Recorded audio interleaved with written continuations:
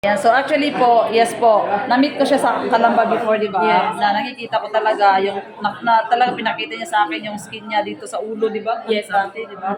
Tapos yung katawan niya. Gulat ako kasi nga, nagtaka kasi ako dati, upline, kung bakit lagi siya naka-long sleeve. Yes, bakit lagi ka naka-jacket? So yun, naka-long story short, yung pinakita niya sa akin. So yun nga, in-LBA ko po siya, nakita ko po yung skin problem niya po talaga. Yun nga po yung sinasabi po natin, na business yun na yung psoriasis po, na lagi po, actually maraming ganung case talaga.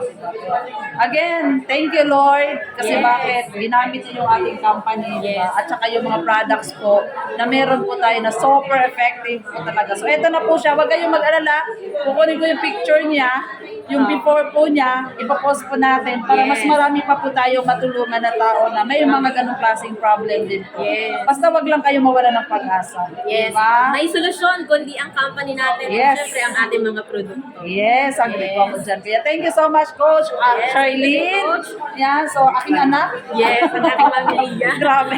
Yes, well, lagi kaming magkasama before sa Yes. Calamba. Kaya huwag kayong mahiyang magtanong sa amin kasi andito lang kami, i-guide kayo, lalong-lalo na pagdating sa kalusugan. Kasi ika nga, may kasabihan tayo na health is wealth. So, di ba? So, prevention is more cheaper and better than cure. Kaya, Yes.